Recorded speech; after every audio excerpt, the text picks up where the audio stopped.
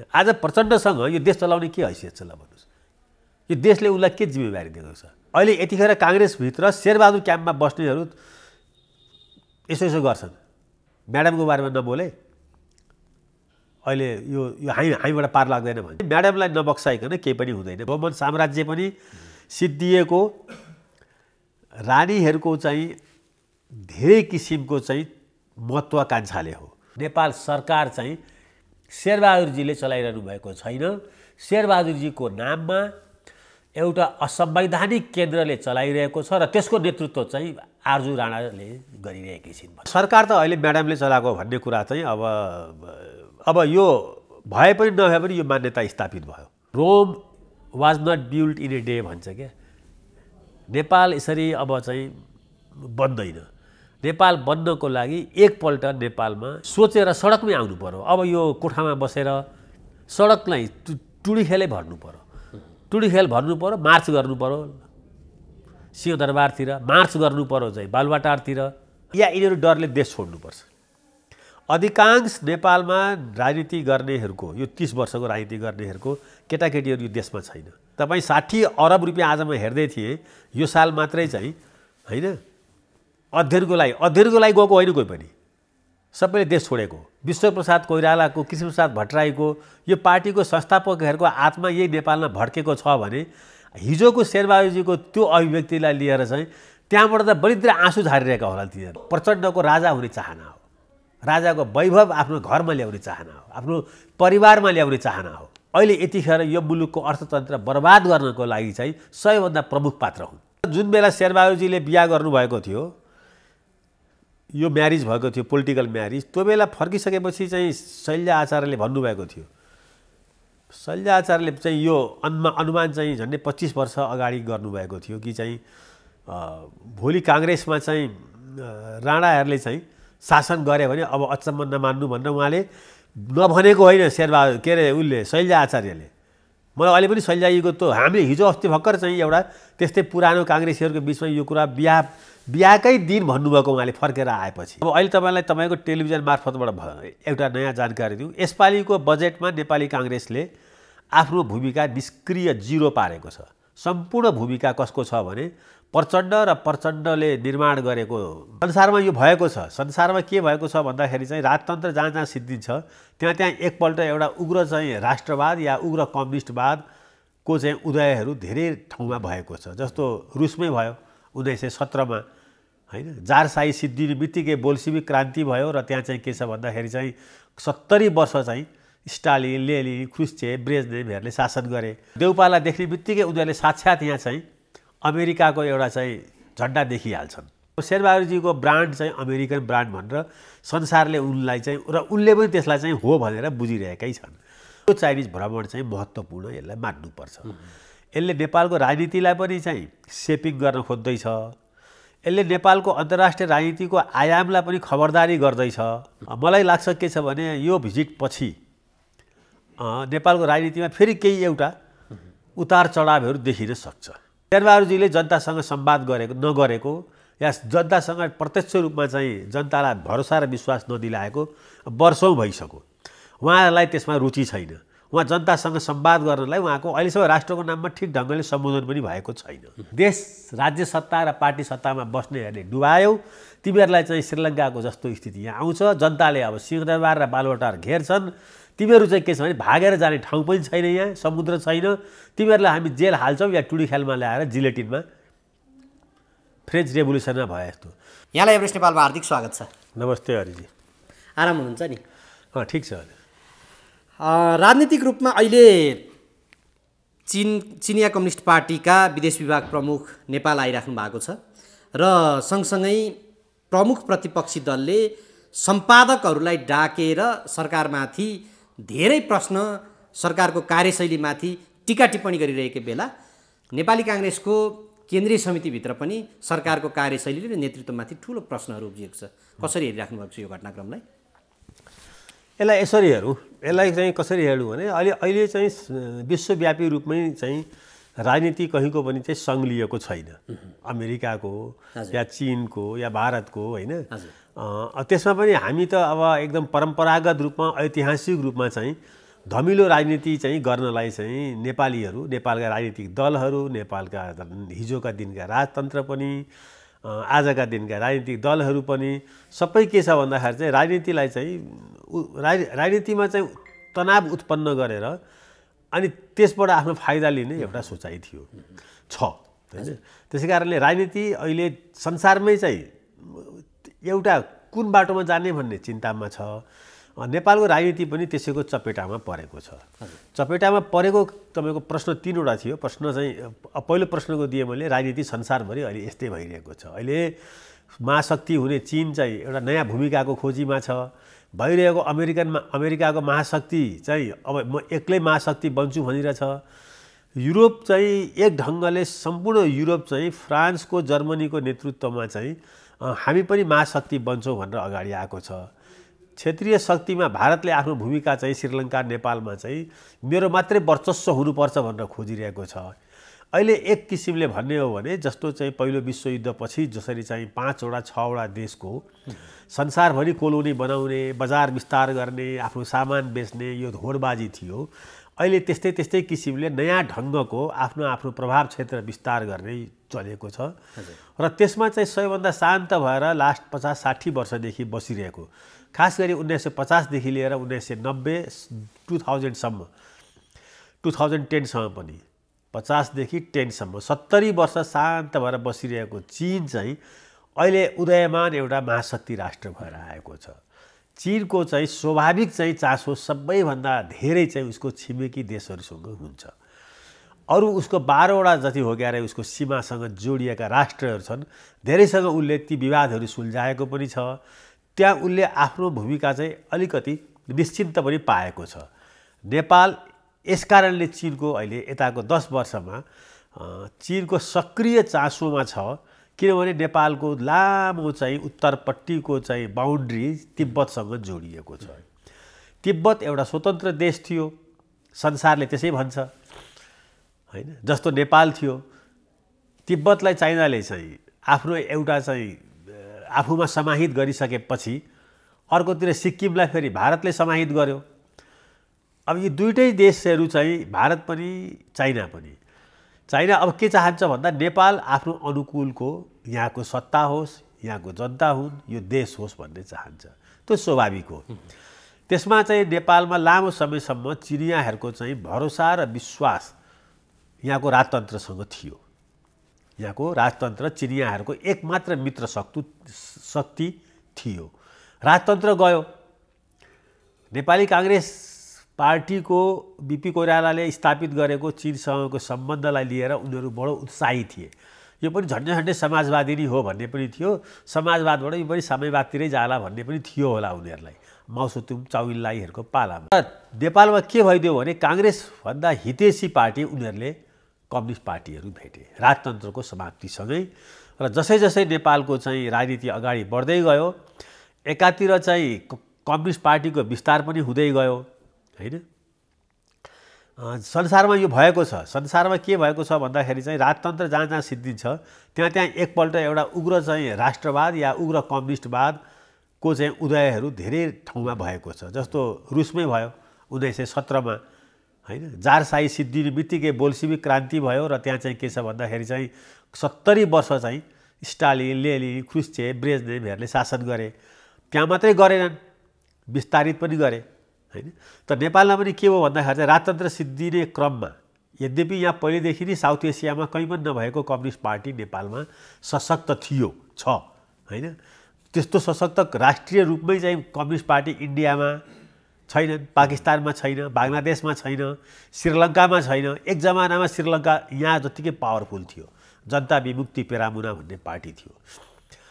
अब अहिले यहाँ चासो चाहिँ सबभन्दा के भएको छ भन्दाखेरि चाहिँ चीनलाई के लागेको छ भने यो भिजिटको उद्देश्य चाहिँ मलाई लागेको भारतभन्दा पनि यहाँ अमेरिकन लबी चाहिँ धेरै एक्टिभ भयो र उनीहरूले चाहिँ अहिलेको प्रधानमन्त्री र यो टिमलाई चाहिँ साक्षात् अमेरिकन लबी देख्छन्। अमेरिकन गतिविधि पनि सँगसँगै बढ्यो। एकातिर एमसिसी पास भयो, अर्कोतिर चाहिँ त्यो चाइनाले सुरु गरेको चाहिँ सिल्क रोड भनौँ, त्यो बिआरआई अगाडि बढ्न सकिरहेको छैन। एकातिर चीनले इनिसिएट गरेको बिआरआई चाहिँ गएर चाहिँ ब्युरोक्रेसीको ड्ररमा थन्किएको छ, अर्कोतिर एमसिसीमा चाहिँ राष्ट्रिय सहमति भएर पास भइरहेको छ। त्यति मात्रै भएन, स्टेट पार्टनरसिप प्रोग्राम पनि यहाँ चाहिँ छरपष्ट रूपमा अगाडि आयो। पास त भएन त्यो, तर त्यसले नयाँ रूपमा पास गर्ने छाँटकाँट देखाउँदैछ। प्रधानमन्त्रीको चाइना भ्रमण छ, खबरदार तिमी चाइना गएर चाहिँ थप अमेरिकन लबीमा नजाऊ भन्ने एउटा चाहिँ यो अहिलेको भिजिटको यो एउटा सन्देश पनि हो चाइनाको। त्यसै बेलामा के भएको छ भने अब देउपा सरकारले सबैभन्दा पहिले युक्रेनको समर्थनमा र रुसको विरोधमा स्टेटमेन्ट निकालेको छ हैन। अब यो सबै कुरालाई एउटा चाहिँ अब एउटा इक्वेसन बनाउँदाखेरि के देखिन्छ भन्दाखेरि चाहिँ देउपा सरकारले नेतृत्व गरेको यो 1 वर्षको समीक्षामा नेपाल कम्प्लिटली अमेरिकन पोल्टामा गएको छ। आज 1 वर्ष पनि पुगेको छ। आज 1 वर्ष पनि पुगेको छ। त्यसले चीन सशङ्कित भएको छ। चीन यस कारणले झन् सशङ्कित भएको छ कि यसै बिचमा कम्युनिस्ट पार्टी यहाँ फुटेको छ, 3, 4, 5 टुक्रा भएको छ। यहाँ फेरि देउपाको 5औं पल्ट प्राइम मिनिस्टर पदमा उद्भव भएको छ र देउपालाई देख्ने बित्तिकै उनीहरूले साक्षात् यहाँ चाहिँ अमेरिकाको एउटा चाहिँ झन्डा देखिहाल्छन् हैन। देउपाले पनि त्यसलाई धेरै लुकाएका छैनन्। फेरि देउपाको कोटरीमा देउपाले चलाउने शासन शैली र चाहिँ उनको पृष्ठभूमिमा करिब 100% नै चाहिँ अमेरिकन लबीले काम गरेको छ हैन। देउपाको चाहिँ त्यो काम गर्ने शैलीमा चाहिँ त्यो देखिन्छ, त्यसले त्यो कार्यशैलीमा कहीँ न कहीँ के छ भने भारतले पनि के थियो भने अब नेपालमा चाइनाको चाहिँ हेजोमुनी बढेकोमा अमेरिकाले अलिकति ब्यालेन्स गर्न खोज्दैछ भनेर इन्डियाले पनि अलिकति अमेरिकन लबी र युरोपियन लबीलाई यहाँ छुटै दिएको हो। उसले आफूले गर्न सक्ने स्थिति थिएन, केही गर्दै पनि थियो, तर पनि उसलाई यो आपत्ति भएन किनभने हामी सबै डेमोक्रेटिक कन्ट्री हो भन्ने पनि भयो होला र चीन उसको चाहिँ प्रमुख शत्रु हो भनेर भन्ने कुरा अब भर्खरै चाहिँ त्यत्रो चाहिँ लद्दाखमा चाहिँ एउटा इस्युहरू पनि भइरहेको छ चाइना र इन्डियाको बिचमा। एक ढङ्गले कोल्ड वार पनि छ, एक ढङ्गले ट्रेड फेरि फ्यासिलिटी पनि भइरहेको छ। त नेपालको राजनीति चाहिँ भू राजनीति पनि अन्तर्राष्ट्रिय राजनीति पनि गिजोलिएको छ।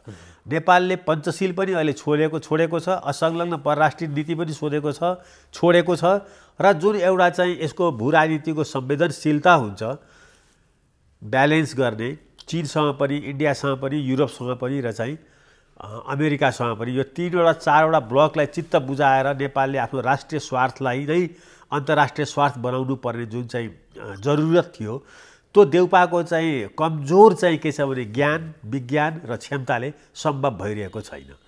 शेरबहादुरजीको चाहिँ यो रुचि पनि छैन, क्षमता पनि छैन। अब शेरबहादुरजीको ब्रान्ड चाहिँ अमेरिकन ब्रान्ड भनेर संसारले उनलाई चाहिँ र उनले पनि त्यसलाई चाहिँ हो भनेर बुझिरहेकै छन्। त्यो सबै सन्दर्भमा चाहिँ लाई लिएर अहिले चाइनाको यो चाहिँ विदेश विभाग प्रमुखको भ्रमणलाई हेरिनुपर्छ र यसले अर्को थप के पनि गरिरहेको छ भने अब हाम्रो संघारमा 2 थरीको चुनाव छन्, प्रदेशको र चाहिँ सङ्घको। सरकार चाइनिजहरूको लागि महत्त्वपूर्ण कुरा हुन्छ पिपुल भन्दा पनि। चाइनिजहरूले जतिसुकै जोसुकै संसारमा जेसुकै कुरा बोले पनि उनीहरूको लागि त्यो देशको सरकार र त्यो देशको सेना चाहिँ महत्त्वपूर्ण हुन्छ किनभने उनीहरूको देशमा त्यही खालको राजनीति छ। अब यहाँ सरकार बनाउने ठाउँमा त कम्युनिस्टहरू छन्, शक्ति छ, सामर्थ्य छ हैन, सङ्ख्या पनि छ, तर विभाजित छन्। विभाजित पनि यसरी छन् कि चाहिँ एक थरी काङ्ग्रेसको चाहिँ टाङमुनि गएर बसेका छन्, अर्को थरी चाहिँ ओलीजी चाहिँ फेरि ती कम्युनिस्टहरूलाई गाली गरेर बसेका छन्। अघि चाहिँ तपाईँको चाहिँ पृष्ठभूमिमा यो कुराहरू चाहिँ 3टै कुराहरू जोडिएको छ। त मैले अहिले देखिरहेको कुरा के हो भन्दाखेरि चाहिँ यो चाइनिज भ्रमण चाहिँ महत्त्वपूर्ण, यसलाई मान्नुपर्छ। यसले नेपालको राजनीतिलाई पनि चाहिँ सेपिङ गर्न खोज्दैछ, यसले नेपालको अन्तर्राष्ट्रिय राजनीतिको आयामलाई पनि खबरदारी गर्दैछ। अन्तर्राष्ट्रिय राजनीतिको आयाम खबरदार अमेरिकन लबीमा तिमी कम्प्लिटली जाउलाउ भनेर यहाँको कम्युनिस्टहरूलाई पनि अब तिमीहरू मिल्छौ कि फुट्छौ, हामी त अब काङ्ग्रेसलाई पनि सहयोग गर्न तयार भयौँ भनेर एउटा गेस्चर पनि दिइरहेको छ। मलाई लाग्छ के छ भने यो भिजिट पछि नेपालको राजनीतिमा फेरि केही एउटा उतार चढावहरू देखिन सक्छ। त्यो भनेको के वामहरू एक ठाउँमा हुने र जसरी अहिले यो विभिन्न प्रश्नहरू आइरहेको छ सरकारको कार्यशैलीमाथि, सरकारमाथि नै, त्यो हिसाबले सरकार टुट्ने त्यस्तो सम्भाव्यता देखिन्छ?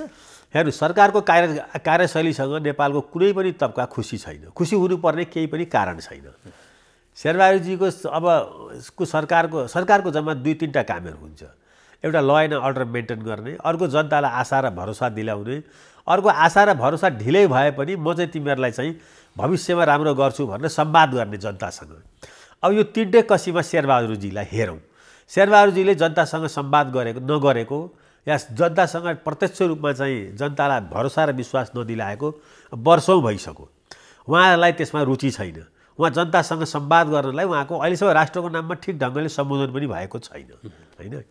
त्यस्तो उहाँले चाहिँ प्रेस मिट गर्ने, जनतालाई कम्युनिकेट गर्ने, हाम्रो देश श्रीलङ्का हुँदैन है भनेर भन्ने, हाम्रो देशमा चाहिँ पार्टी राजनीति र यो संविधान जोगाउने हामीहरूले हो भनेर आश्वस्त पार्ने, स्वतन्त्रहरूको धक्कालाई लिएर कुनै क्रिया प्रतिक्रिया एउटा नेताले त गर्छ नि यस्ता कुराहरू। आज यत्रो श्रीलङ्काको राष्ट्रपति, प्रधानमन्त्री र त्यहाँका मेम्बर अफ पार्लियामेन्टको घर जलिरहेको छ, प्रधानमन्त्री भागे, राष्ट्रपति भागे। आज नेपालमा 4 महिना अगाडि स्वतन्त्रको झट्का थियो।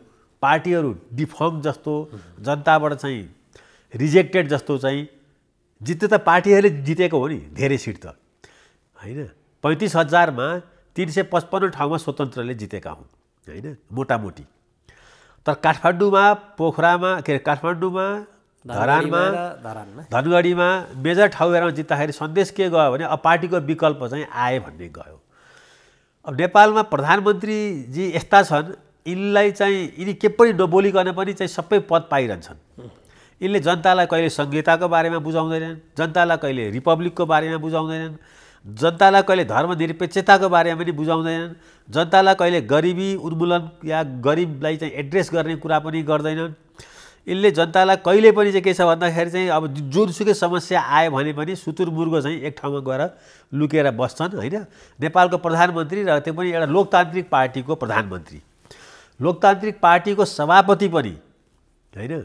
अब अहिले तपाईँको टेलिभिजन मार्फतबाट एउटा नयाँ जानकारी दिउँ। यसपालिको बजेटमा नेपाली काङ्ग्रेसले आफ्नो भूमिका निष्क्रिय 0 पारेको छ। सम्पूर्ण भूमिका कसको छ भने प्रचण्ड र प्रचण्डले निर्माण गरेको चाहिँ के अरे त्यो अर्थमन्त्री र अर्थमन्त्रीले लिखित रूपमा निर्देशन दिएको माओवादी पार्टीको देशभरिको नेटवर्कले बजेट यस्तो हुनुपर्छ भनेर गाइड गरेको छ। प्रधानमन्त्रीले बजेटमा एउटा पनि रुचि दिएका थिएनन्। राष्ट्रिय योजना आयोग पुरै निष्क्रिय, केही कामै थिएन, पङ्गु, काम नलाग्ने। त्यसको चाहिँ काम भनेको चाहिँ करिब यसपालिको राष्ट्रिय योजना आयोगको भूमिका चाहिँ जनार्दन शर्माले 0मा पुगाइदिएका छन्, होइन? अब देशको एउटा चाहिँ बजेट बनाउने सन्दर्भमा पनि प्रधानमन्त्रीको कुनै रुचि थिएन। हो, प्रधानमन्त्रीको पछाडि बसेर, होइन? प्रश्न पनि उठ्यो, सरले चलाउनुहुन्छ कि म्याडमले भनेर। होइन, सरकार त अहिले म्याडमले चलाएको भन्ने कुरा चाहिँ अब यो भए पनि नभए पनि यो मान्यता स्थापित भयो। अहिले सरकार चाहिँ शेरबहादुर देउपाले चलाएको होइन, मन्त्रीहरूले नि यो कुरा भन्छन्, सचिवहरूले यो कुरा भन्छन्, विभागीय प्रमुखहरूले के भन्छन् भने म्याडमलाई नबक्साइकन केही पनि हुँदैन भन्छन्। अब यहाँ आउनुहोस्, के हुन्छ त यसले भन्दा? यसको इतिहास नेपालमा के छ? नेपालमा 46 सालमा पञ्चायत जाने र राजतन्त्र कमजोर हुनेमा तत्कालीन राजा वीरेन्द्रको श्रीमती ऐश्वर्या रायको चाहिँ के अरे उसको रानीको भूमिका अघोषित किसिमले फ्रन्ट लाइनमा आउँदाखेरि नेपालमा तपाईँलाई थाहा होला पम्फादेवी हाई हाई भनेर चाहिँ एउटा नारै चल्यो।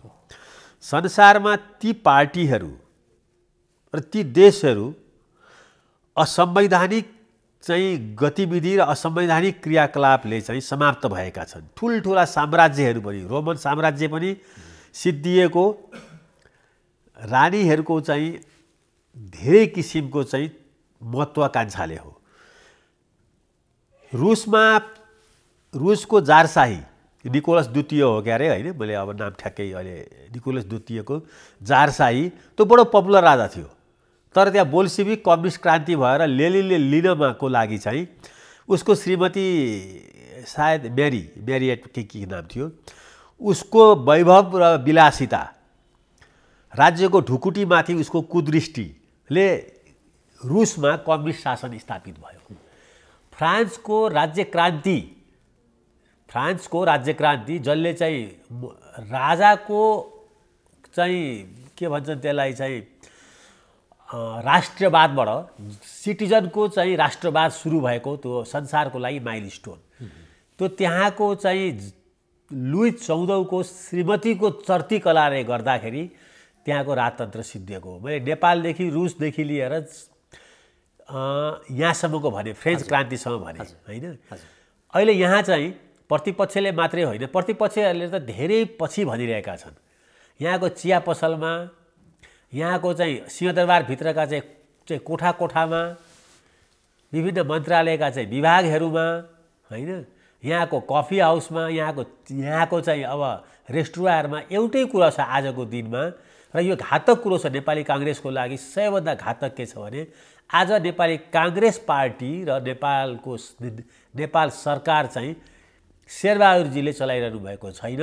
शेरबहादुरजीको नाममा एउटा असंवैधानिक केन्द्रले चलाइरहेको छ र त्यसको नेतृत्व चाहिँ आरजु राणाले गरिरहेकी छिन् भन्ने छ। काङ्ग्रेसभित्र यो पीडा पनि मान्छेहरूले सुनाउँछन्, मलाई थाहा छैन त्यो कति सत्य छ, तर व्यवहारमा त्यो देखिन्छ र मुलुक त्यसतर्फ गइरहेको भन्ने आशंका छ होइन। के छ भन्दाखेरि चाहिँ यसपालि चाहिँ जे जति चाहिँ यो अर्थ मन्त्रालयमा गतिविधि भयो योभन्दा पहिले जे जति नियुक्तिहरू भए संवैधानिक नियुक्तिहरू राजदूतका नियुक्तिहरू सबै नियुक्तिहरूमा चाहिँ राणाशाहीको झलक देखियो भन्ने चाहिँ देखिन्छ। अब मैले यसलाई कुनै पुष्टि गर्ने आधार मसँग छैन किनभने मेरो आवत जावत र चिन्जान छैन कसैसँग पनि। तर राजनीति चाहिँ के छ भन्दाखेरि चाहिँ जनताको जे भरोसा र विश्वास हुन्छ त्यसैबाट राजनीतिलाई बुझिन्छ। अहिले यतिखेर नेपाली काङ्ग्रेसमा एकजना मन्त्री प्रभावशाली मन्त्री र शेरबहादुर देउपाको नजिकको केही चाहिँ मानिसहरूले मलाई के भन्छन् भने अहिले शेरबहादुरजीको नजिकको अत्यन्तै प्रिय पात्र चाहिँ जनार्दन शर्मा हुन् जो भर्खरै निवर्तमान भएका छन् मन्त्री पदबाट।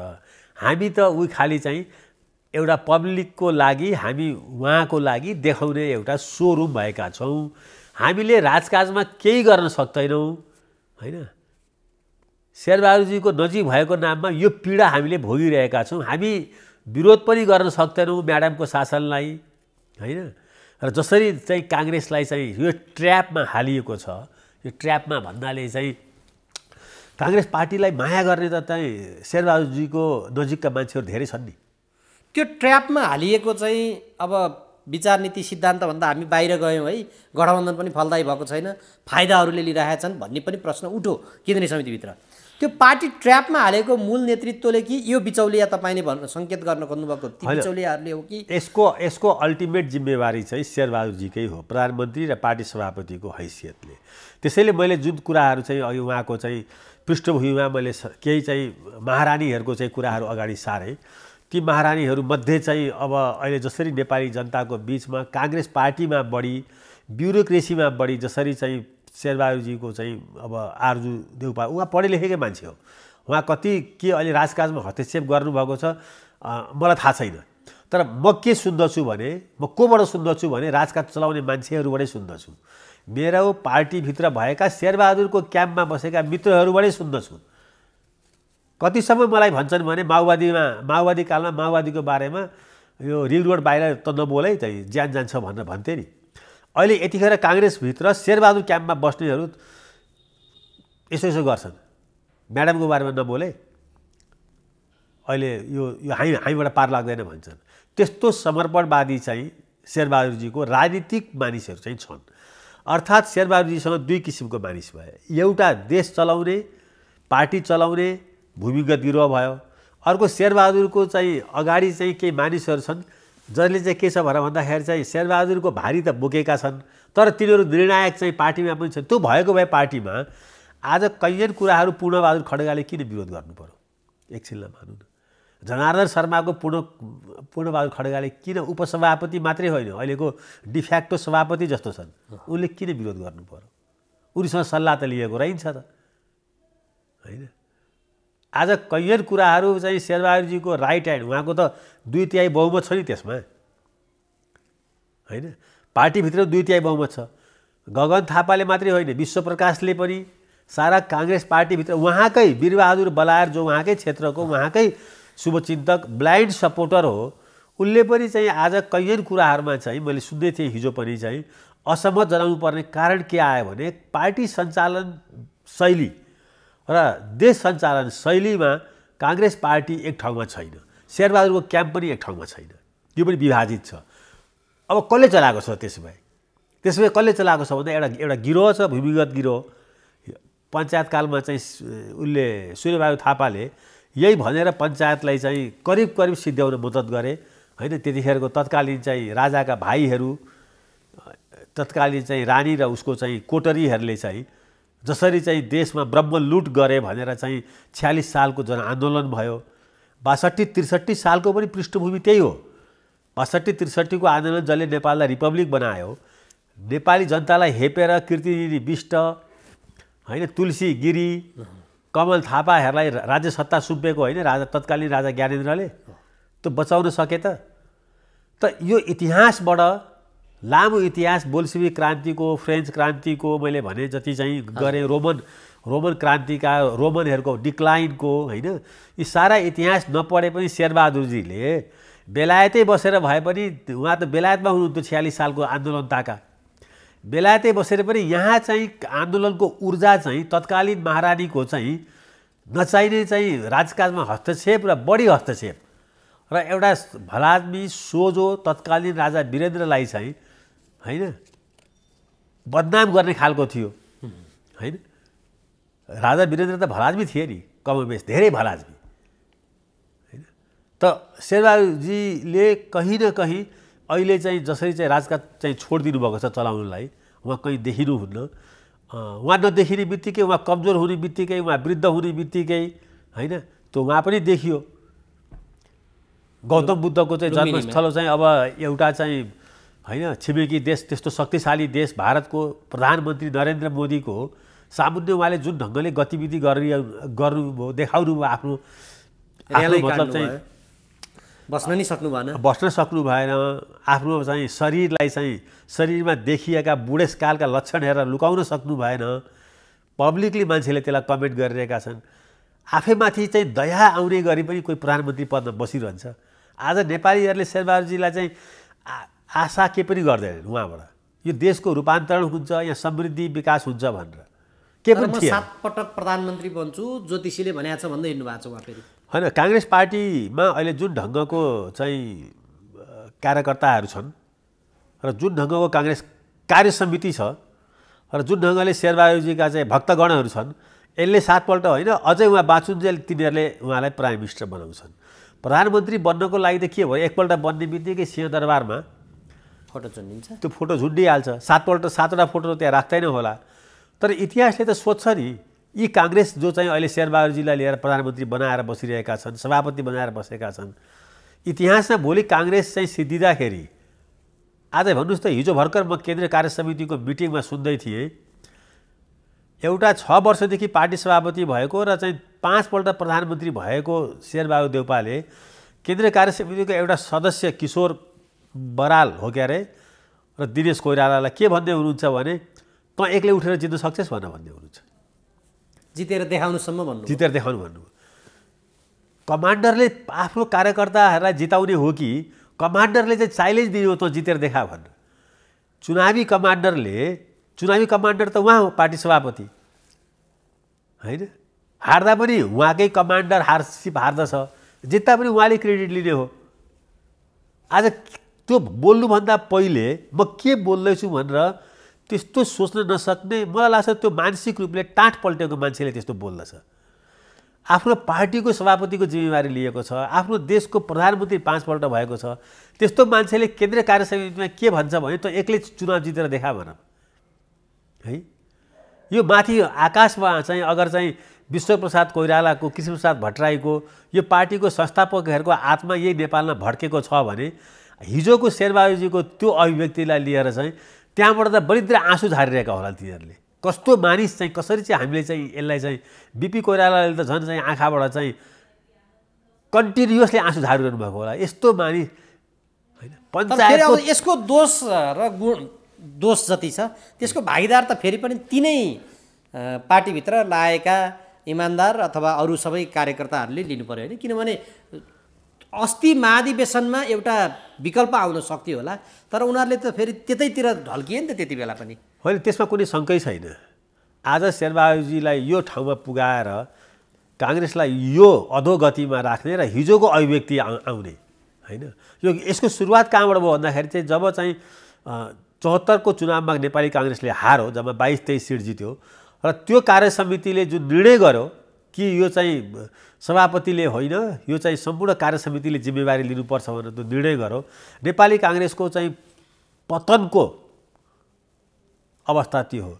संसारमा कहीँ पनि पार्टी हार्दैन, सेना हार्दैन, ख्याल गर्नुपर्ने कुरा हो। अमेरिकन इलेक्सन रिपब्लिकले हारो, एकछिनलाई मानौँ, अहिले त अब डेमोक्रेटिक पार्टी छ होइन, त्यो पार्टी हार्दैन नि। पार्टीले जसलाई लिडर सुम्पिएको हुन्छ त्यो हार्छ नि। नेपाली काङ्ग्रेस त्यो घडीमा त्यो पलामा आफ्नो सम्पूर्ण चाहिँ ग्रस विवेक गुमाएको बुझिन्छ जब त्यसले के भन्छ भने सो यो काङ्ग्रेसको हारको जिम्मेवार चाहिँ काङ्ग्रेस केन्द्रीय कार्य समितिले लिन्छ भनेर भन्यो। त्यो चाहिँ ग्रसमा नेपाली काङ्ग्रेसभित्र विवेक र बुद्धिमा बिर्को लागेको दिन हो। काङ्ग्रेसले भन्न सक्नुपर्थ्यो त्यतिखेर हामी कुनै हालतमा यो लिडर हारेको, लिडरको रणनीति हारेको। अब यो यसमा जस्तो हाम्रो राजनीतिक प्रणालीभित्र हेर्दा सबै दलभित्र यस्तो खाली देखिन्छ र हिजो 48 सालदेखि कुनै न कुनै रूपमा सत्तामा हालिमुहालीमा रहेको पुस्ता नै फेरि पनि निर्णायक बनिरहेको अवस्था छ।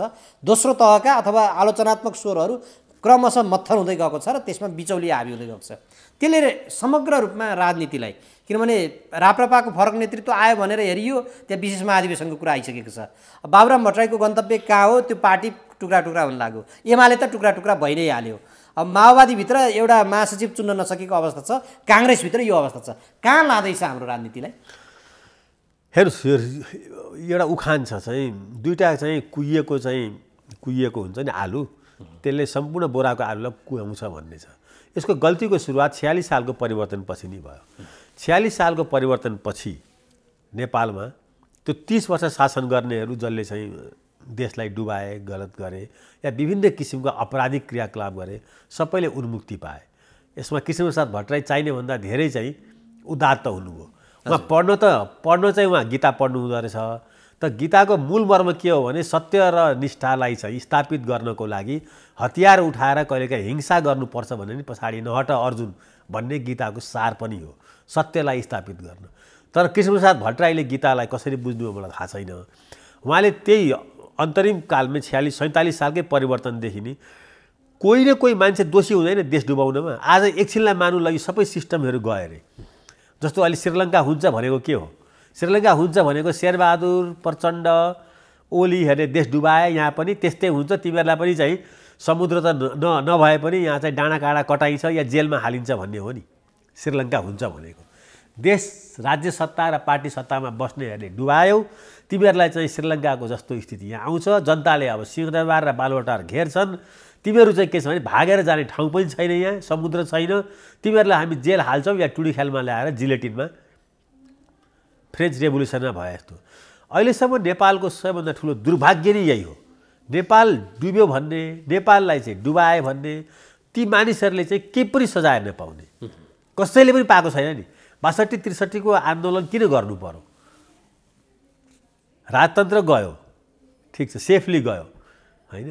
तर यहाँ के छ भने आन्दोलनकारीहरू मर्छन्, तर त्यो आन्दोलन आउने पृष्ठभूमि जसले बनाउँछ, जसले चाहिँ यहाँ अपराध गरिरहेको हुन्छ त्यसले उन्मुक्ति पाउँछ। 36 सालको आन्दोलनपछि पनि त्यही भयो, 46 साल पनि त्यही भयो, 62-63 पनि त्यही भयो। त्यसै कारणले यहाँ के छ भने त्यो आन्दोलनले लिएको राततापबाट यहाँ सरकारै बनेन। जनता सडकमा 10-50 लाख आए 62-63 पनि। प्रधानमन्त्री हुने बेलामा जो सबैभन्दा फेलियर थियो त्यही प्रधानमन्त्री हुँदै आए। हुँदा अब शेरबहादुर पनि भए, अब आलो पालोमा सबै भइरहेका छन्। यसले के गर्छ भने यी मानिसहरू सुध्रिँदैनन्, त्यही गर्छन् जे गर्दै आएका छन्। यिनीहरूबाट नयाँ फ्रेस स्टार्ट हुनै सक्दैन। अहिले तपाईँको नेपालमा जो 46 सालको परिवर्तनपछि सत्तामा छन्, पार्टीमा छन्, तिनीहरूले चाहिँ आफ्नो लागि पार्टी पनि फोड्छन्, देश पनि फोड्छन्, देश पनि टुक्राउँछन्। अहिले चाइनिज एम्बेसडर के अरे चाइनिज चाहिँ विदेश विभाग प्रमुख आएका छन् नि, यिनले अब यिनको इच्छा के छ भने सबै कम्युनिस्ट एक हुन् भन्ने होला होइन। तब एउटा पार्टीको सम्बन्ध पनि एउटा ठोस रूपमा अगाडि बढ्छ जस्तो चाइनामा छ। त यिनीहरू एक हुन्छन् भन्ने कुरा नेपाली कम्युनिस्टहरूको चरित्र यिनीहरूले बुझेकै छैन। यिनीहरूलाई एक गर्नको लागि यो देशमा 5-6वटा प्राइम मिनिस्टर पद चाहिन्छ कम्तीमा, होइन? 5-10वटा प्राइम मिनिस्टर पद भयो भने यिनीहरू मिल्नेवाला छैन। यो झगडा चाहिँ के छ भने आइडियोलोजी भएको भए तिमीहरू एउटै कम्युनिस्ट पार्टी हौ, मार्क्सले यो भन्यो, लेनिनले यो कार्यनीति ल्यायो, माओले यो चाहिँ होइन के अरे चाहिँ एउटा लङ मार्च गरे, त्याग गर्नुपर्छ, पद ठुलो कुरा होइन, चीन त्यसैले महाशक्ति राष्ट्र भयो, त्यही चीनमा चाउमिन लाइलाई चाहिँ लगेर चाहिँ श्रम शिविरमा राखेको माउसुतुङले फेरि ल्याएर देश जिम्मा लाएको होइन। यहाँ अहिले ओलीले चाहिँ मैले लोकल इलेक्सन पनि हारेँ, पार्टी पनि फोडेँ, म अब अर्कोलाई चाहिँ दिन्छु भनेर चाहिँ दिन्छन् होला, या प्रचण्डले आफ्नो पार्टी वर्षामान पुललाई या कसैलाई नारायण काजीलाई दिन्छन् होला अहिले। त चाइनिजहरू के छ भने उनीहरूको देशको कल्चर सिभिलाइजेसनलाई बुझेर नेपालमा त्यस्तो आकाङ्क्षा राख्छन्। नेपालका नेताहरू त्यस्ता छैन। नेपालका नेताहरू चाहिँ खाना नपाएका, लाउन नपाएका, खाना लाउन पायो भने लुटिहाल्ने। यहाँ कोही एकजना पनि कम्युनिस्ट जस्तो नेता छ? प्रचण्डलाई कम्युनिस्ट भन्न सुहाउँछ आजको दिनमा? कुनै एङ्गलबाट प्रचण्ड कम्युनिस्ट छन्? मर्ने दिनसम्म पनि चाहिँ मलाई थाहा छ चे गोबारा कम्युनिस्ट भएर मरे। मर्ने दिनसम्म पनि चाहिँ यहाँ कानु सन्याल र चाहिँ चारु मजुमदार थिए जो नक्सलवादी आन्दोलनबाट प्रेरणा लिएर चाहिँ यी ओलीहरू चाहिँ त्यही बाटोमा लागे, तिनीहरू मर्ने दिनसम्म पनि कम्युनिस्ट थिए। आज आज माधव नेपाल या केपी ओलीलाई हामी तीसँग तुलना गरेर कम्युनिस्ट भन्नुभन्दा त यहाँको राजा अहिलेको पनि एकपल्टको राजा सधैँको राजा भयो भनिन्छ, होइन? अहिले पनि यहाँको राजा धेरै सिम्पल छ। हिजो हामीले फ्याँकेर रिपब्लिक ल्याएको राजा भन्दा चाहिँ प्रचण्ड चाहिँ अवसर पाए भने अहिले जनार्दन शर्मालाई चाहिँ वर्षामान पुललाई अर्थमन्त्री बनाएर यो देशले अगाडि बढ्न सक्छ? कुनै हातले सक्दैन नि। त्यो प्रचण्डको राजा हुने चाहना हो, राजाको वैभव आफ्नो घरमा ल्याउने चाहना हो, आफ्नो परिवारमा ल्याउने चाहना हो। नभए यो मुलुक चाहिँ वर्षमान पुल या चाहिँ जनार्दन शर्माबाट यहाँ यो देशको अर्थतन्त्र यो गृहमन्त्री बनाए जस्तो डन्डा चलाएर चाहिँ हिँड्ने, अगाडि बढ्ने? यो देशको अर्थतन्त्रको यो बर्बादी जुन अहिले चाहिँ अब फरेन रिजर्भमा देखिएको छ, जुन अहिले चाहिँ महँगीमा देखिएको छ, जुन अहिले बेरोजगारीमा देखिएको छ, होइन? जुन अहिले चाहिँ फरेन इन्भेस्टमेन्टमा चाहिँ मान्छेको अरुचि देखिएको छ अन्तर्राष्ट्रिय समुदायको, जुन अहिले नेपाल चाहिँ लोनमा यो 4-5 वर्षमा जुन डुबेको छ, यसको पछाडि चाहिँ यही असक्षम अर्थमन्त्रीहरूको रोल होइन र? यिनीहरूले चाहिँ सेक्टोरल लिङ्कै गर्न सक्दैनन्, ज्ञानै छैन। राष्ट्र ब्याङ्कको के भूमिका हो, अर्थ मन्त्रालयको के भूमिका हो, होइन? नेपालमा चाहिँ कुन सेक्टरले कसरी अर्थतन्त्रलाई उनेर अगाडि बढेको छ, त्यसलाई कसरी चाहिँ, यो त एकदम डेलिकेट विषय हो नि। यो त्यस्तो विषय होइन, यो एउटा मात्रै बुझेर बुझिने विषय होइन। देशको समग्र अर्थतन्त्रलाई ग्रसमा बुझ्नको लागि त्यो चाहिँ त्यसको लागि केही न केही लेभलको बुद्धि नै चाहिन्छ।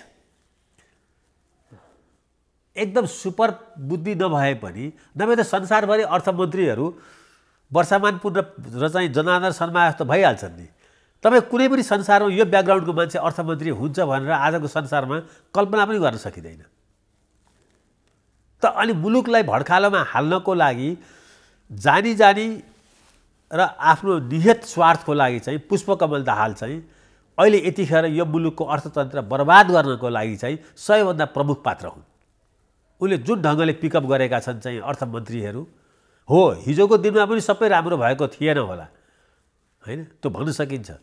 तर कम्ती अब एउटा त भन्न सकिन्छ नि, 46 साल यतातिर आएका, होइन, केही अर्थमन्त्रीहरूले यो देशलाई चाहिँ केही नयाँ ढङ्गले गल्ती गर्दै पनि मुलुकलाई एउटा चाहिँ मुलुकको इन्डिकेटरहरूलाई चाहिँ हेल्दी राख्ने ट्राई गरेका थिए, बुझेका थिए। अब यो प्रसङ्गमा त जस्तो पुष्पकमल दाहालले हिजोका केपी शर्मा ओली र युवराज खतिवडाले यो बाटो लिएर गए, यो अर्थतन्त्र यसरी ध्वस्त बनाउने यता लगे।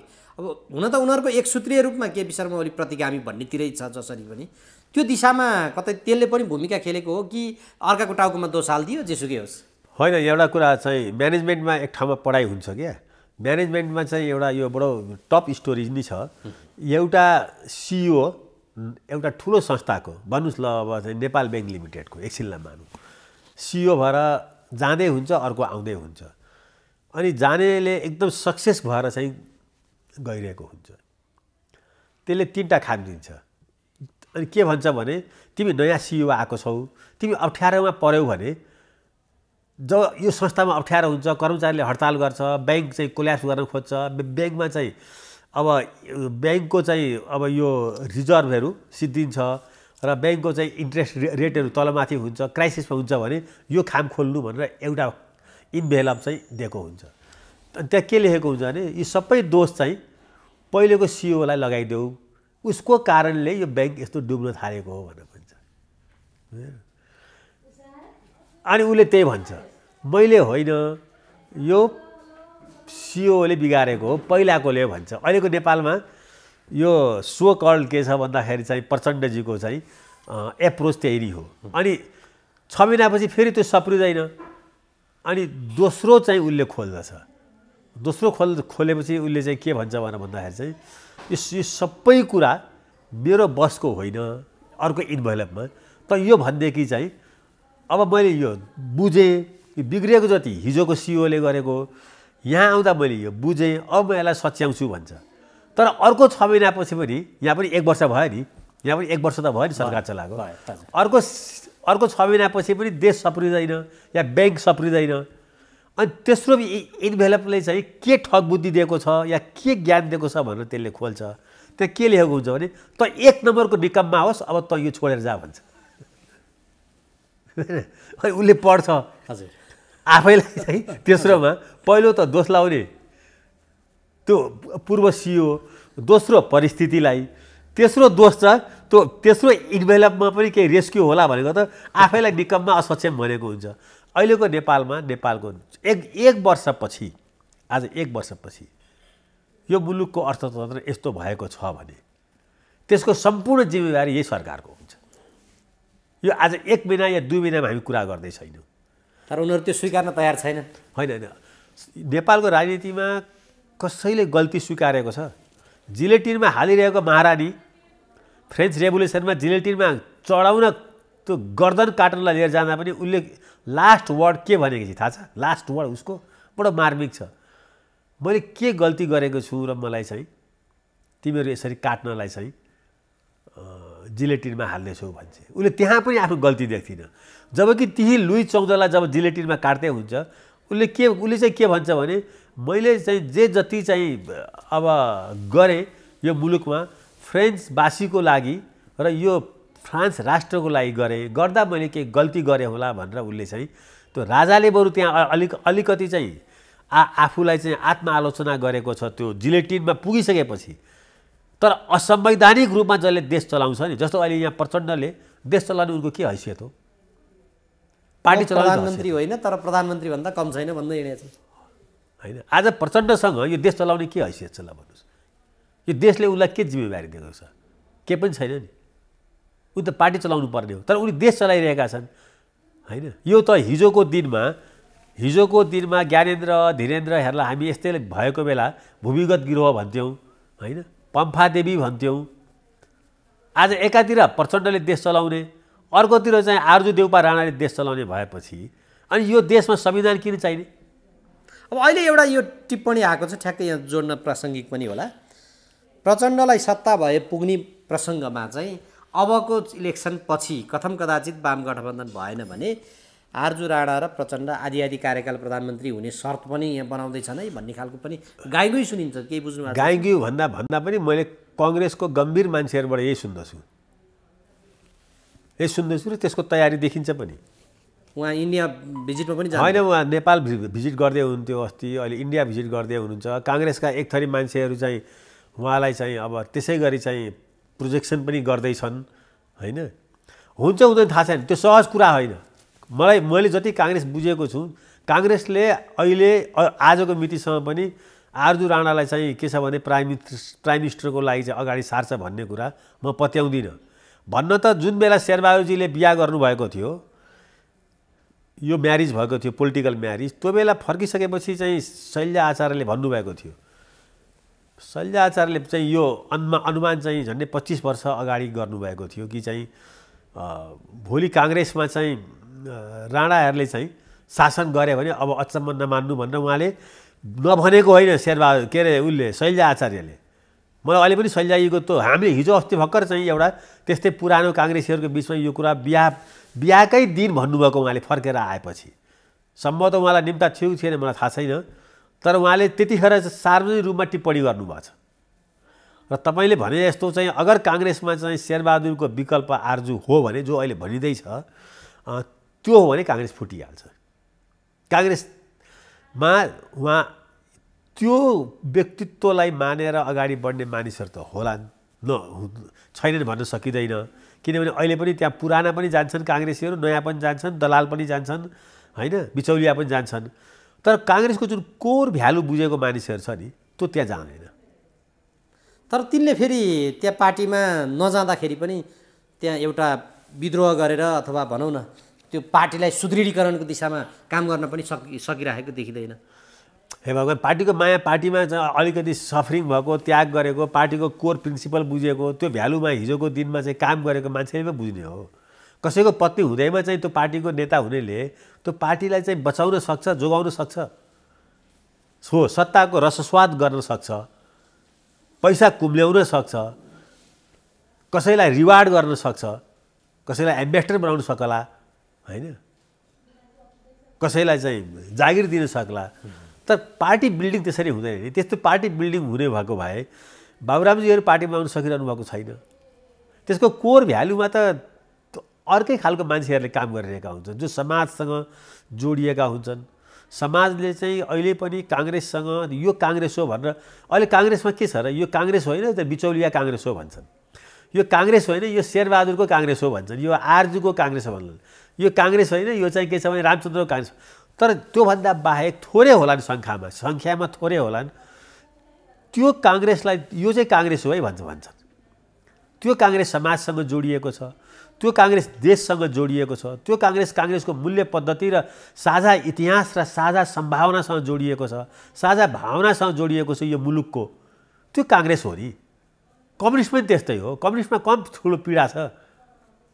मलाई थाहा छ नि, कम्युनिस्टहरूले पनि यो मुलुकमा चाहिँ सामान्य त्याग गरेर अगाडि आएका होइनन् नि, होइन। प्रचण्ड जस्तो चाहिँ बन्दुक र बम पड्काएर आएको कम्युनिस्ट थोरै हो र।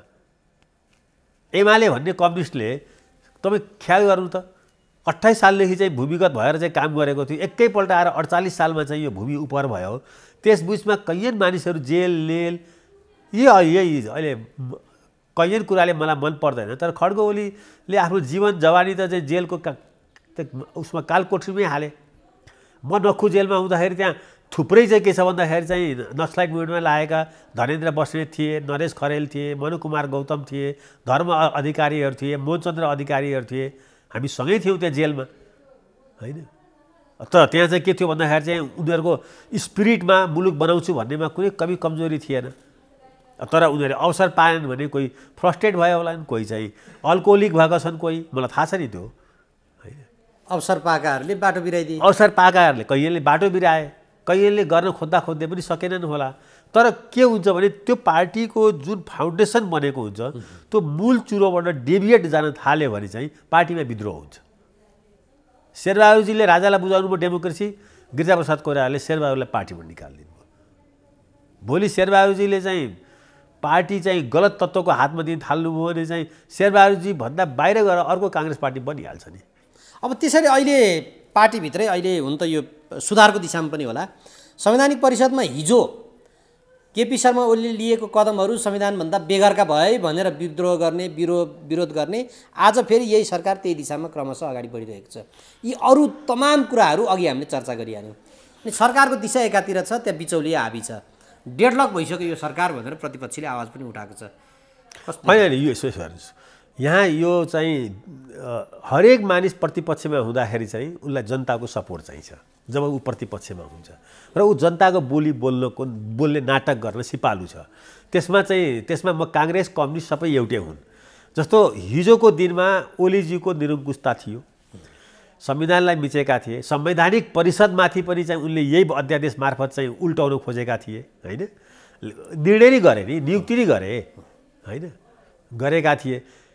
यसै गरी चाहिँ आफूमा केन्द्रीकृत थुप्रै चाहिँ अब विभागहरूलाई चाहिँ आफ्नो मुद्रा ल्याएका थिए।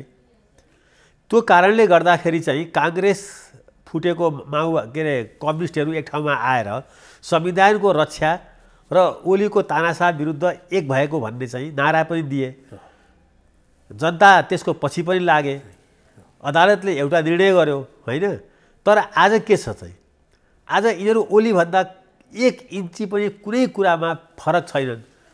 प्रचण्डले ठग्न सक्छन्, हामी अहिले पनि निरङ्कुशताको विरुद्ध लड्नु छ भनेर ओलीलाई देखाउन सक्छन्। अहिले पनि भनिरहेकै छ होइन, अहिले भनेर त्योभन्दा ठुलो हास्यास्पद एउटा डेमोक्रेट्सको लागि के हुनसक्छ? तिमीले चाहिँ के गरिरहेको छौ त अहिले? जब अहिले शेरबहादुर अहिलेको त प्राइम मिनिस्टरै शेरबहादुर हुन् नि होइन। तर प्राइम मिनिस्टरसिप चलाएको त चाहिँ प्रचण्डले छ होइन। केही अरूले शेरबहादुरजीको चाहिँ घरभित्रबाट अरूले चलाएको होलान्। त्यस कारणले गर्दाखेरि चाहिँ आफू सत्तामा नहुँदा यिनीहरूलाई जनता चाहिन्छ र जनताको बोली बोल्छन्। जो पनि आफू सत्तामा भइसकेपछि जनताको बोली उनीहरूलाई काउछो लाग्छ होइन। अनि त्यो बोली कसले बोल्छ भने फेरि चाहिँ जो प्रतिपक्षमा छ, अहिले उसले बोल्दैछ, ओलीले या एमाले बोल्दैछन्। त्यस कारणले गर्दा नेपालको चाहिँ यो स्टक, यो लिडरसिप जो अहिले छ, पुष्पकमल दाहाल, प्रचण्ड, शेरबहादुर, रामचन्द्र, ओली, यो जो छन् 10-12 जना, अब यिनीहरूबाट देश बन्दैन। यो कुरा निर्धक्क भन्न सकिन्छ। यिनीहरूबाट देश पनि बन्दैन, यिनीहरूबाट यो मुलुकको हित पनि हुँदैन। यिनीहरूबाट चाहिँ यसै गरी सत्ताको दलाली र लेनदेन चलिरहन्छ। अब रामचन्द्रजीले प्रधानमन्त्री हुने अवसर नपाइकन अब उनी जाँदैछन्। तर आज शेरबहादुर प्रधानमन्त्री छन् भने शेरबहादुरको सेकेन्ड म्यान भएर उनीहरूले काम गरिरहेका छन्। सबै काङ्ग्रेसमा यो मेसेज गएको छ। रामचन्द्रजी जस्तो मान्छे चाहिँ काङ्ग्रेसको सभापति पनि हुन सकेनन् र प्रधानमन्त्री पनि हुन सकेनन् भने त्यसको पछाडि के कारण होला त? के कारण होला भने उनी चाहिँ जसरी अहिले शेरबहादुरजीको सेकेन्ड म्यान भएर काम गरिरहेका छन्, यो उनको मानसिकतालाई कार्यकर्ताहरूले बुझ्न सक्छ नि। राष्ट्रपतिको एउटा आश देखाइदिइरहेका छन् भन्ने कुराहरू छ नि। अब राष्ट्रपति हुनु हुँदैन भन्ने कुरा छैन। उनी जतिको मान्छे राष्ट्रपति हुँदा के आपत्ति भयो र होइन। तर उनी हुन सक्दैनन्। त्यसको पछाडि अरू होइन, उनी आफै कारण छन् होइन। त्यसको त्यो छुट्टै कुनै दिन बहस गरौँला। तर मूल कुरो के छ भने अहिले जुन चलिरहेको राजनीति छ नेपालमा, यो बेइमानीको राजनीति छ। आज कुनै पनि चाहिँ कारणले प्रचण्डले या शेरबहादुरले केपी ओलीलाई यो निरङ्कुश भयो, यसबाट चाहिँ डेमोक्रेसीमा खतरा छ भन्ने नैतिक शक्ति राख्दैनन्। एक, हिजो जनताले राखेका थिए र त्यसमा यी जोडिएका थिए। आज यिनीहरू यो राख्दैनन्। यिनीहरूसँग यो नैतिक शक्ति छैन र यो उनीहरूले बोल्दाखेरि यो ठुलो जोक हुन्छ। त्यस कारणले यो नबोलिकन बरु यसमा शेरबहादुरजी बरु चाहिँ बेनिफिटमा हुनुहुन्छ। उहाँ बोल्नुहुन्न, नबोलिकन उहाँले सबै कुरा पाउनुभएको छ। पार्टी सभापति, प्रधानमन्त्री होइन।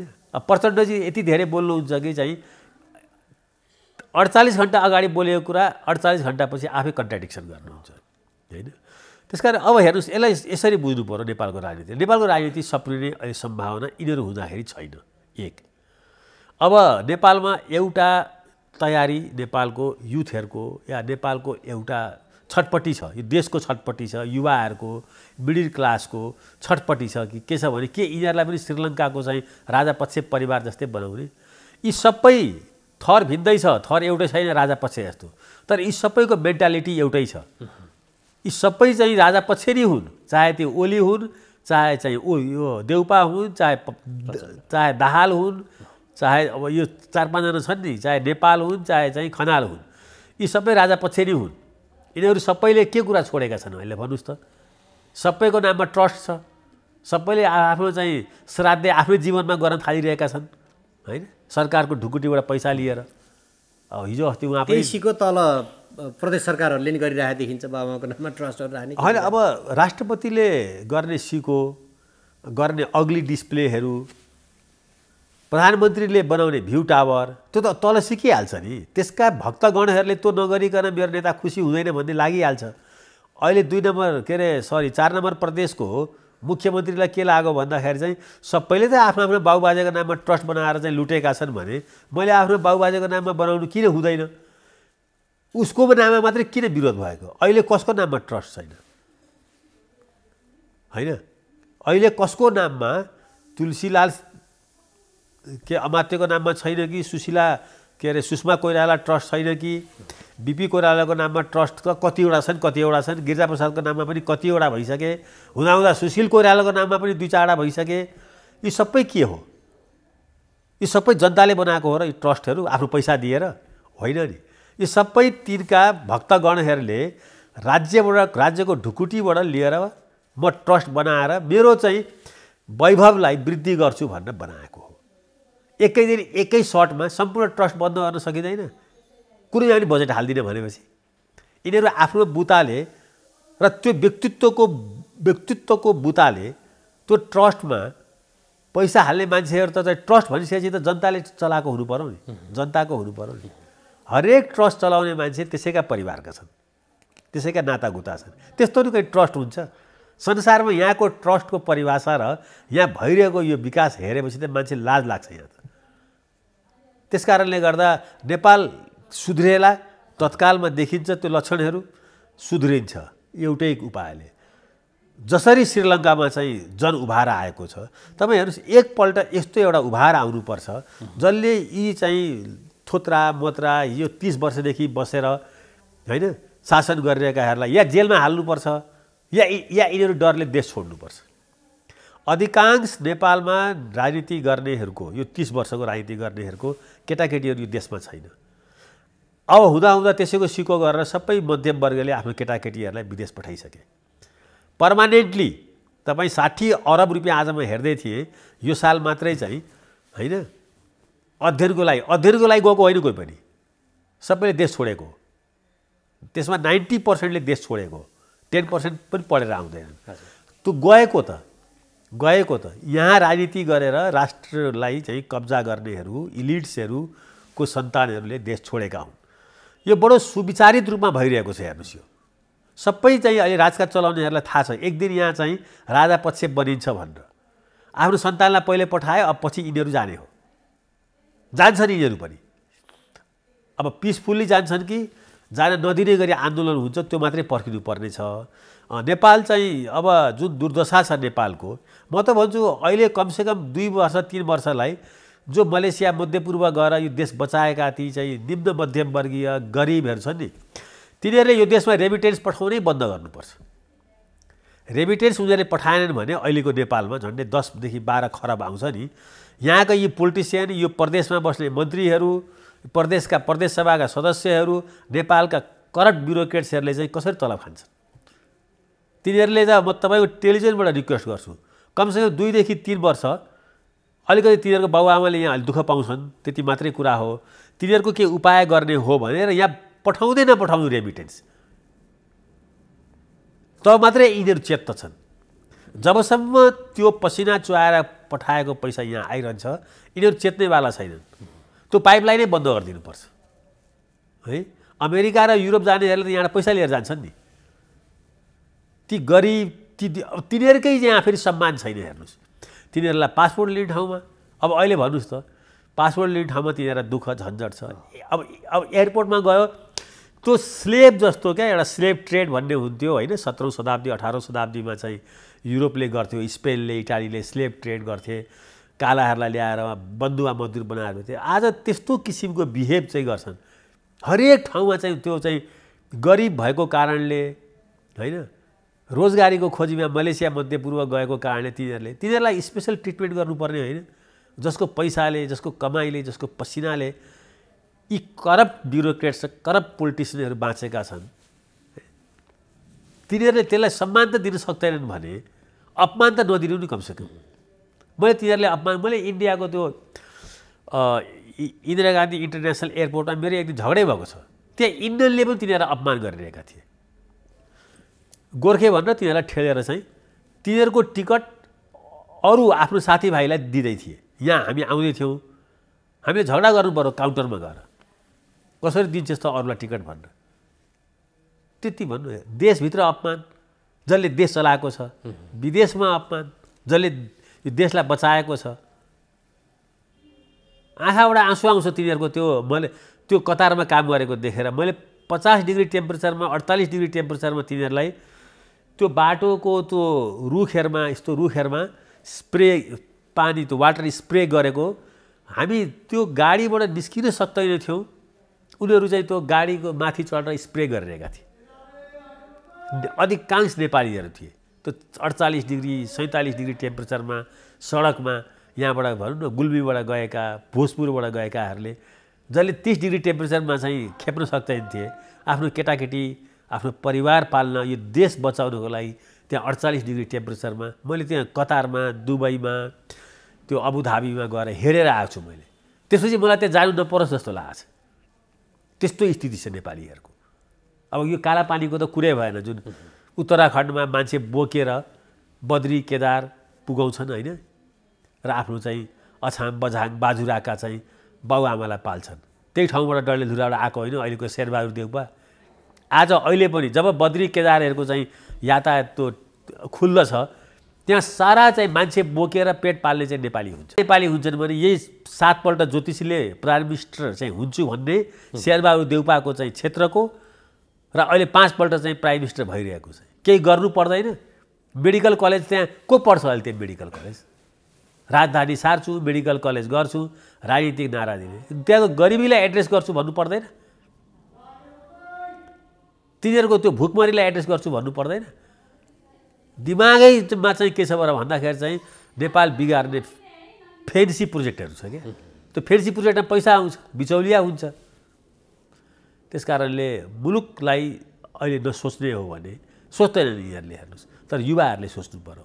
यहाँको बुद्धिजीवीहरूले, प्रेसले, यहाँको जो गरी खाने जो जमात छ आफै, जसले राष्ट्रको ढुकुटी लुटेर खाएको छैन, त्यसले सोचेर सडकमै आउनु पर्यो। अब यो कोठामा बसेर होइन, यहाँ चाहिँ के छ भन्दाखेरि चाहिँ हामीले तर्क वितर्क गरेर यिनीहरू चेत्दैनन्। सडकलाई टुडीखेलै भर्नु पर्यो, टुडीखेल भर्नु पर्यो, मार्च गर्नु पर्यो, सिंहदरबारतिर मार्च गर्नु पर्यो, चाहिँ बालुवाटारतिर होइन। Rome was not built in a day भन्छ क्या। नेपाल यसरी अब चाहिँ बन्दैन। नेपाल बन्नको लागि एकपल्ट नेपालमा यो करप्ट जुन चाहिँ र जुन पोल्युटेड एउटा ठुलो जमात बनिसकेको छ, यिनीहरूमा चाहिँ डर, यिनीहरूमा त्रास, यिनीहरूमा चाहिँ यिनीहरूलाई पनिस नगर्ने हो भने, 2 जना मात्रै पनि यिनीहरू बस्यो भने फेरि त्यो अर्को रेभोल्युसनबाट आउनेले पनि यो त्यो 2 जनाले बिगार्न सक्छ। यो कुहिएको 2टा आलुले बोराको सबै आलुलाई बिगार्छ भने जस्तै बिगारो। 46 सालपछि चाहिँ त्यत्रो चाहिँ त्याग तपस्या गरेर आएको कांग्रेसको सरकारलाई चाहिँ त्यो कुहिएको आलुहरूले बिगारिदिए होइन। 62-63 पछि चाहिँ आएको चाहिँ परिवर्तनलाई पनि त्यो कुहिएका आलुहरूलाई पनि सँगै अब कहिले लोकेन्द्र बहादुर चन्द प्राइम मिनिस्टर भएको छ 46 सालपछि, कहिले सूर्यबहादुर थापा भएको छ। यी कुहिएका आलुहरूलाई चाहिँ कुनै पनिस नगरेको कारणले बिना पनिस बन्दैन। हेर्नुहोस्, गल्ती गर्नेलाई जोसुकै होस्, त्यो कांग्रेस होस् कि पञ्च हुन् कि राजा हुन् कि, तिनीहरूलाई चाहिँ त्यो चाहिँ हाई सन्चो दिने हो भने बाँकी चाहिँ आउने जेनेरेसनले पनि जति पनि गल्ती गर्ने छुट हुन्छ। त्यसै कारणले चाहिँ अब मलाई त अहिले नेपालमा सबभन्दा पहिला आवश्यक भनेको फेरि पनि नयाँ ढङ्गको रेभोल्युसन नै हो, क्रान्ति नै हो, पूर्ण क्रान्ति। यो 62-63ले झन्डै त्यो सिन त ल्याएको थियो, तर त्यसले पुगेन। अब आउने पिसफुल जस्तो, अब भन्नुहोस् त श्रीलङ्कामा एकजना मान्छे पनि मरेको छैन नि। खाली गर्नु पर्यो नि त्यो राष्ट्रपतिको चाहिँ भवन त होइन। ती बसेका छन्, ती पकाएका छन्, हामीले त्यो गर्न सकेनौँ नि हिजोको दिनमा। म पनि सडकमै थिएँ। हरेक यहाँसम्म मैले तपाईँले कुरा गरेको 36 साल, 42 साल, 46 साल, 62-63 यो कुनै आन्दोलन छैन जहाँ म जस्तो मान्छे बेकुब बनेर सडकमा गएछु। हरेक आन्दोलन चाहिँ सम्झौतामा टुङ्गिएको छ। हरेक आन्दोलन सम्झौतामा टुङ्गिएको आन्दोलनले कुनै परिणाम दिँदैन होइन। आन्दोलन वारकी पार हुनुपर्छ होइन। त्यसै अमेरिका भएको होइन नि। ब्रिटिसहरूले चाहिँ जलाएर भागे होइन। अमेरिकाले नयाँ स्टार्ट गर्यो, हामीले कहिले पनि नयाँ स्टार्ट गरेनौँ। हामीले पुरानोलाई बोकेर त्यसैलाई चाहिँ रिफर्म भन्यौँ, डेन्टिङ पेन्टिङ गऱ्यौँ। यसरी मुलुक बन्दैन रहेछ, बनेन। यो सिस्टमलाई पनि चेन्ज गर्नुपर्छ, अहिले भइरहेको सिस्टमलाई। यो सिस्टमकै प्रसङ्गमा यो सङ्घीयता हिजो संविधानमा लेखिएछ कि अलिक बुद्धि पुर्याइन कि भन्ने खालको कुराहरू केपी शर्मा ओलीबाट भएको छ कम्तीमा त्यहाँबाट। अब यो पार्टमा अहिले प्रदेश सरकारहरूका यी हरकतहरू हेर्दाखेरि पनि अनि हामी आर्थिक रूपमा जसरी जर्जर बन्दैछौँ त्यो दिशामा देख्दाखेरि पनि सबभन्दा पहिला यहीँबाट सुरुवात हुन्छ जस्तो लाग्छ यहाँलाई? है मलाई के लाग्छ भन्दाखेरि चाहिँ यो संहिता बन्नुभन्दा पहिले पनि नेपाल त चाहिँ ठिक बाटोमा गएको थिएन नि। यो त अस्ति भर्खर 75 सालमा आएको, भर्खर त 5 वर्ष भयो।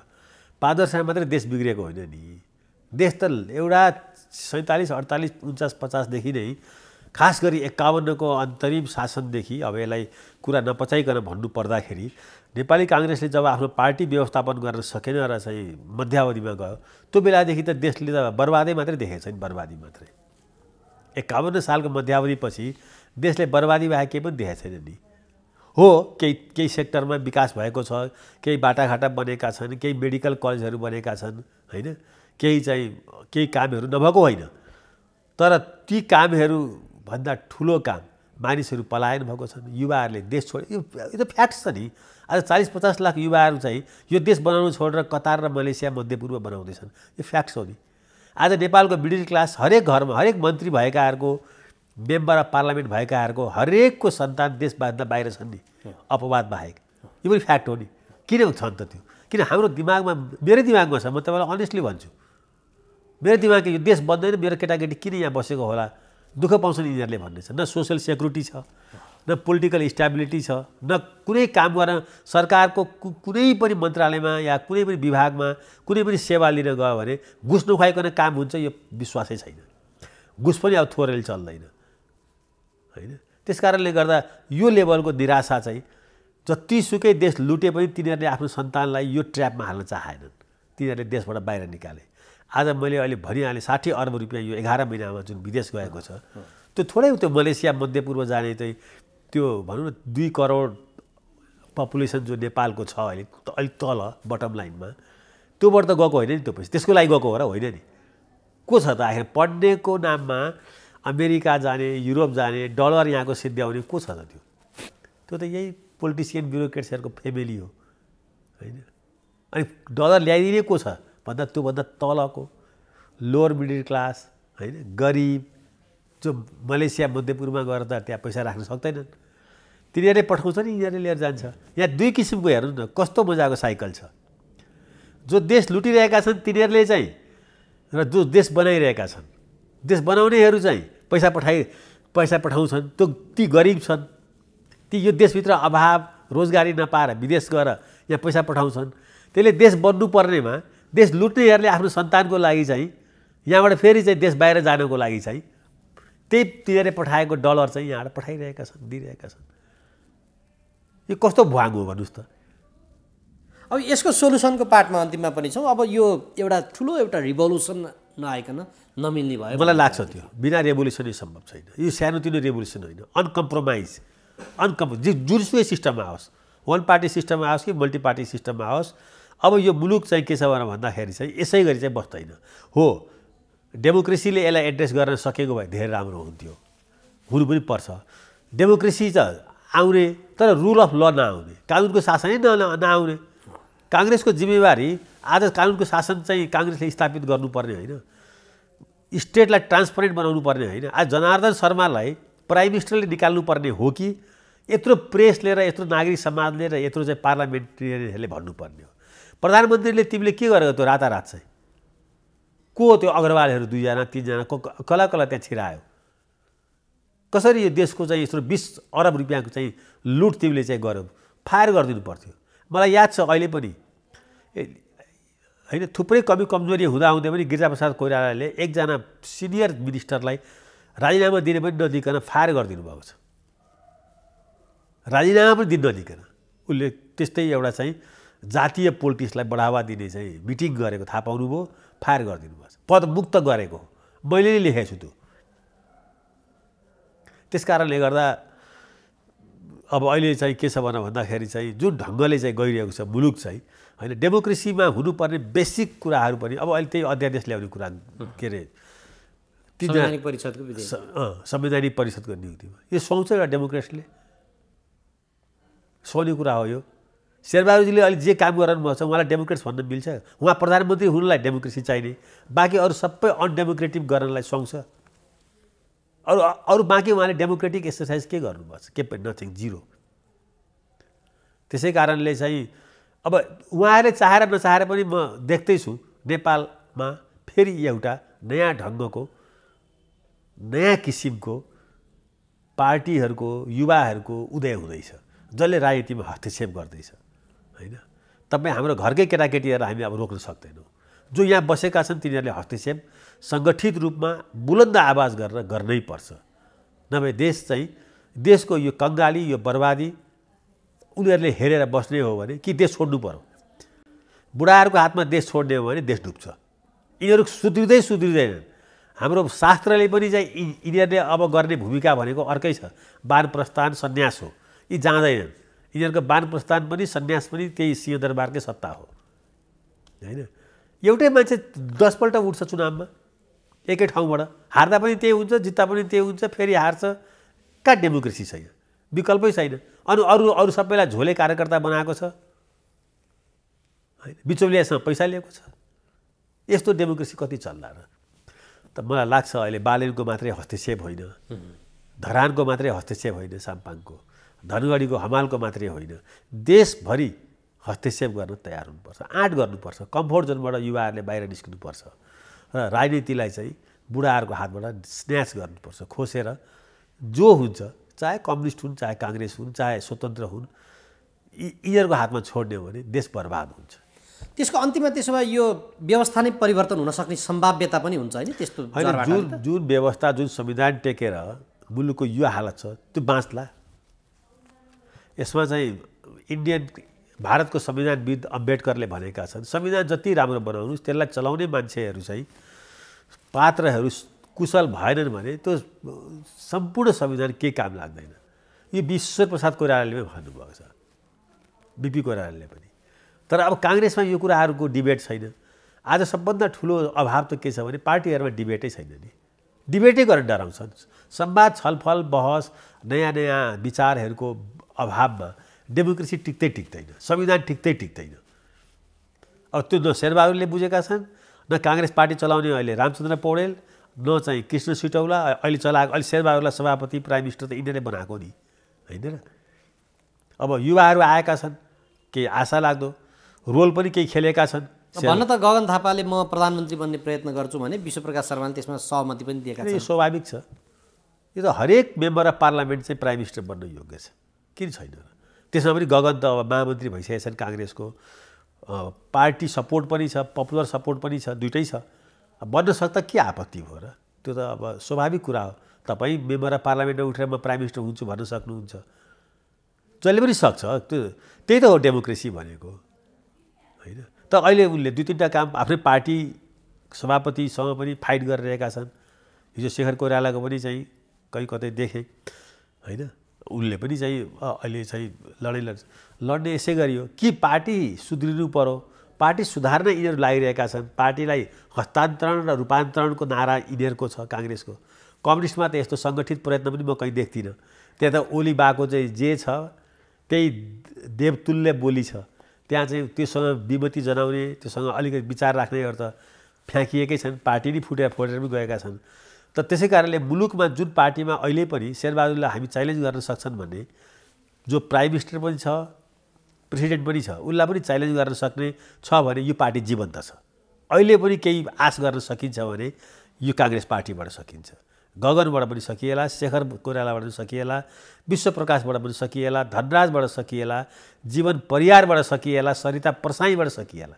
जसले पार्टीलाई जीवन्त राख्नलाई प्रश्न गर्छ, जसले क्वेश्चन गर्न सक्छ, जुन पार्टीमा आज पनि शेरबहादुर आज यो पार्टीको चाहिँ 80% चाहिँ उनको चाहिँ केन्द्र कार्य समितिमा बाहुल्यता छ। तर प्रतिशतले हुँदैन, प्रतिशतले केही काम गर्दैन। कम्युनिस्ट देशहरूमा त 99% भोट ल्याएर चुनाव जित्छन्। कुरा के हुन्छ, जनताको बिचमा 80% छ कि छैन त? त्यो छैन भने गगनले त्यसलाई लिएर बोल्नुपर्छ, शेखर कोइरालाले पनि अमुलो उठाउनुपर्छ। अहिले भइरहेको त्यही हो। यो कुरो चाहिँ हामी चाहिँ प्रचण्डको पार्टीमा कल्पना गर्न सक्दैनौँ। यो कुरो हामी ओलीको पार्टीमा सक्दैनौँ, किनभने त्यहाँ त्यसको चाहिँ जुन भ्रूण हो, जुन बिउ हो नि, त्यो डेमोक्रेटिक छैन। त्यहाँ तानाशाह छ, त्यहाँ एनिमल फर्म भन्ने एउटा किताब थियो चाहिँ जर्ज अर्वेलले लेखेको, त्यहाँ त्यो सिस्टम छ होइन। त्यो किताबको बारेमा कुनै दिन चर्चा गरेर नेपालको कम्युनिस्ट पार्टीको बारेमा तुलना पनि गरौँला। आज ओली बातो एनिमल फर्मको चाहिँ एउटा त्यहाँ भएको त्यसको त्यो जुन स्टोरी छ त्यो बडो मार्मिक छ क्या, त्यो कुनै बेला भनौँला। त्यो एनिमल फर्मको एउटा रूप भएका छन्। प्रचण्डजीको पनि त्यही छ। पार्टीमा बहस छलफल नयाँ नयाँ कुराहरू भएन भने त्यो पार्टी के हुन्छ? कोभिड पार्टी हो। इन्डियन नेसनल कङ्ग्रेसको त्यही हालत हुँदैछ।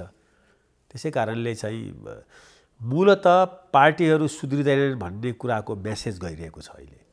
त्यसैले चाहिँ नयाँ ढङ्गले पार्टीहरू स्वतन्त्र रूपमा मान्छेहरू आइरहेका छन्। अब यी चाँडै सुध्रिएर यिनीहरूले नै राजकाज गर्ने हुन् कि यिनीहरूलाई विस्थापित गरेर युवाहरूले नयाँ ढङ्गले यो देशको राजकाज चलाउने हो? यो द्वन्द्व चाहिँ हेर्न लायक छ। यो चाहिँ अस्तिको निर्वाचन स्थानीय निकायको निर्वाचनबाट सुरु भएको छ। यसको चाहिँ केही झिल्कोहरू अब आउने प्रदेश र चाहिँ सङ्घको निर्वाचनमा पनि देखिन्छ। अहिले नै सबै कुरा होला भन्ने छैन। त यसले चाहिँ अगाडिका दिनहरूमा नेपाललाई चाहिँ नयाँ ढङ्गले नयाँ किसिमले लिएर जान्छ। त्यसको लागि चाहिँ सबैभन्दा ठुलो हतियार सडक हो। युवाहरू सडकमा देखिन छोडिनु हुँदैन हरेक इस्युमा। मलाई त छक्क लागिरहेछ अहिले यो जनार्दन शर्माको इस्यु चाहिँ पार्लियामेन्टको र पार्टीको मात्रै होइन नि, यो त पिपुलमाथि 20 अरब रुपियाँ अतिरिक्त ट्याक्स लगाएर त्यो 2-4जना मारवाडीहरूलाई चाहिँ पोसिएको छ। 1-2जना बिचौलिया चाहिँ नि त्यो के समथिङ चाहिँ भट्टाफट्टाहरू छन् त्यहाँ होइन, तिनीहरूलाई पोसिएको छ। त जनता यसमा उठिरहेका छैन। स्वतन्त्रहरूले यो विषयलाई राष्ट्रिय रूपमा राष्ट्रिय भावधारा बगाउनुपर्छ। यो सामान्य कुरा होइन। यो नागरिक समाजले नि यस्ता विषयमा किन बोल्दैन? संवैधानिक परिषदका यस्ता विषयहरू छन्, अरू छन्। हिजोको दिनमा यस्ता आउँथ्यो बेलामा, अहिले चाहिँ किन त्यत्रो देखिँदैन यस्तो विषयहरू? यो पनि चिन्ताकै विषय हो। नागरिक समाज चाहिँ हिजोको दिनमा नागरिक समाज अहिले 3 खण्डमा बाँडिएको छ।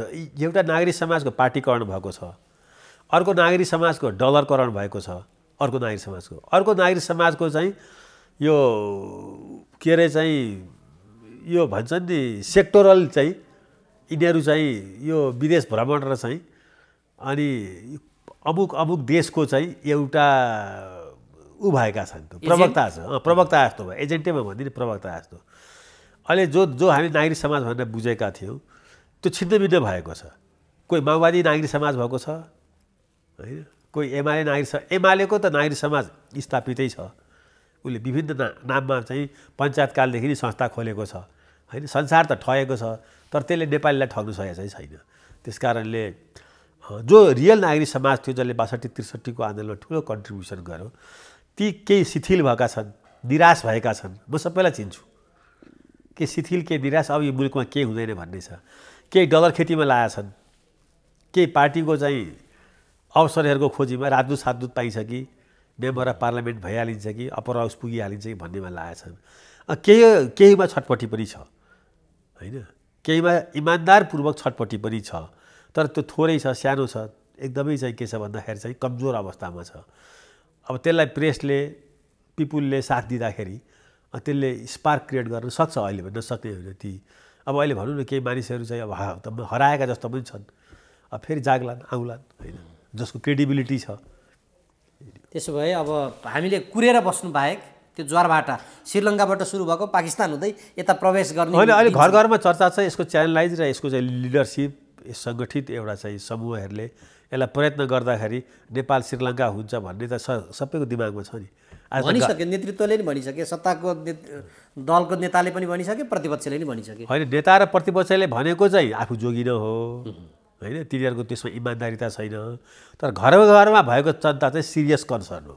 यहाँ फेरि यस्तै त्यो के हुन्छ भने उही ब्राह्मणवादले चाहिँ बुद्धिज्मलाई पनि हाइज्याक गरिदियो, जैनिज्मलाई पनि हाइज्याक गरे जस्तै यो फ्रस्ट्रेसनहरूलाई, नेपालीको फ्रस्ट्रेसनहरूलाई पनि नेताहरूले नि फेरि चाहिँ हाइज्याक गरिदिन्छन्। यो फ्रस्ट्रेसन र यो विस्फोट र यो ऊर्जा चाहिँ जनताको बिचमा पनि रहनुपर्छ। र यी जो अहिले चाहिँ यिनीहरूले बोलेका छन् नि प्रतिपक्ष सत्तापक्षहरूले, यिनीहरूको मुखमा तालचा पनि लाउनुपर्छ। नभए फेरि चाहिँ के हुन्छ भने यिनीहरूले नि ब्राह्मण भएर यसलाई चाहिँ सिद्ध्याइदिन्छन्, आफैमा समाहित गरिदिन्छन्। त्यसै कारणले चाहिँ यो फेरि सबभन्दा ठुलो खतरा हो। परिवर्तनको सबभन्दा ठुलो बाधक यस्तैहरू हुन्छन् जो पार्टीमा पनि बसिरहेका हुन्छन्, नेता पनि हुन्छन् त्यहाँ। अनि संसारको राजनीतिलाई पनि बुझिरहेर त्यो संसारमा आएको परिवर्तनको लहरलाई आफ्नो देशमा पनि आउँछ भनेर यिनीहरूले फेरि त्यसलाई चाहिँ मैले अघि भने नि सबै राजापक्ष हुन् यिनीहरूले राजापक्षकै विरोध गरेर पनि राजापक्ष भइरहेका हुन्छन्।